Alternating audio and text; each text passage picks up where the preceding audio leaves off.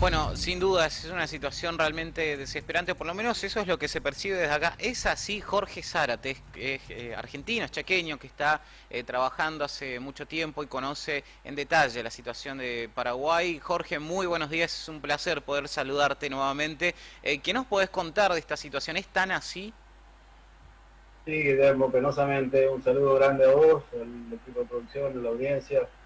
Sí, penosamente sí, se llegó a un nivel de colapso. No te olvides que Paraguay, a pesar de haber duplicado su capacidad de camas de terapia intensiva, tiene unas 640 todo el país. Siguen siendo pocas para una población de 7 millones de habitantes. Y se llegó al punto de colapso, es decir, hoy los médicos están eligiendo qué paciente va a la terapia intensiva y esa es una situación crítica porque en algunos servicios también están faltando los insumos de la terapia intensiva. No te olvides que el hecho para construir la unidad de terapia intensiva es importante, no solo el equipamiento técnico, sino también los profesionales que las atienden. En este caso, Paraguay está al límite de su capacidad de expansión porque no hay ya técnicos formados intensivistas que puedan atender nuevas camas. Entonces la situación de colapso es bastante grave y encima a eso se le suma la falta de insumos. Entender la falta de insumos es cuando vos vas a la terapia intensiva, generalmente ya se los entuba, entonces esto requiere una sedación, requiere un analgésico, porque si no los dolores son muy intensos. Bueno, en este momento esos analgésicos no tienen. Entonces, mucha gente está padeciendo cosas, dolores inenarrables en este momento en las salas de internación. Ujú. Jorge, bueno, indudablemente es una situación que preocupa a la población, pero no sé si preocupa tanto al gobierno. Estaba viendo, ¿no?, el diario La Nación allí de Paraguay. Ante colapso del sistema sanitario exigen la salida del ministro de Salud, y el diario ABC de Paraguay en su tapa habla de incluso el pedido de renuncia al propio presidente Mario Abdo Benítez. ¿Qué se sabe de esto o cómo ha tomado el gobierno toda esta situación de crisis? Y están preocupados claramente porque, bueno, también hay una indignación ciudadana que va a haber expresiones en la calle hoy, esta tarde a las 19.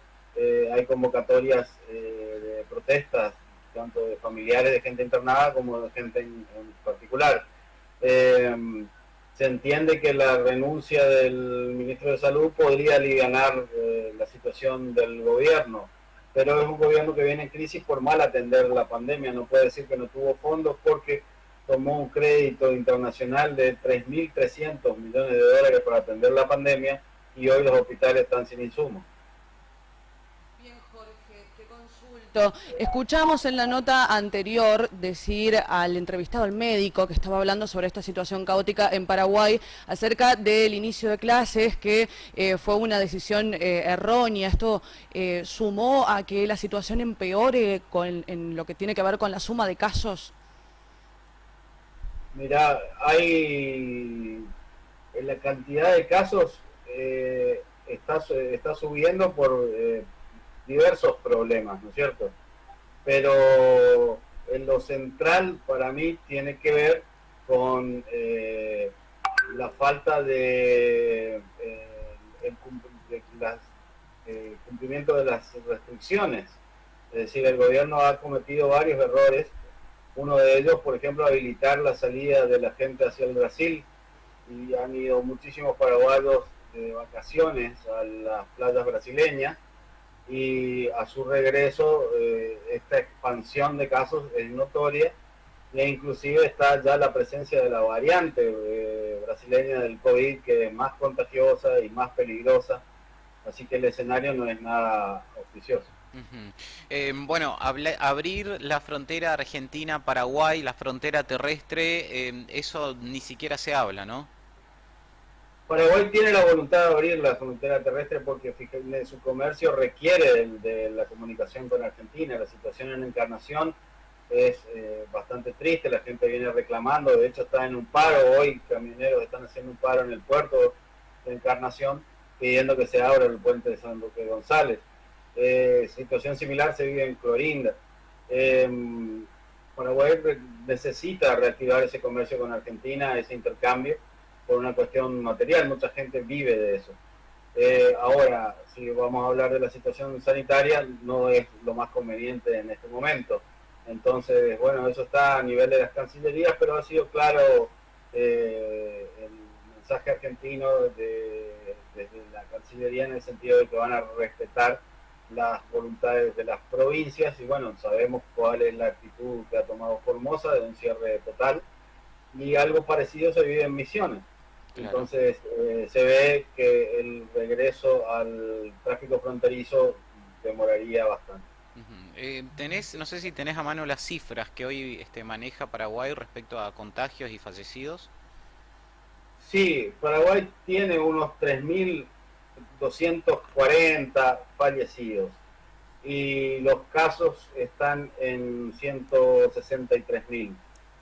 Son números relativamente bajos si uno los analiza en contexto, pero tiene que ver, acordate, con el primer movimiento que hizo Paraguay al cerrar fronteras, al mantener la reclusión, dictar una cuarentena temprano.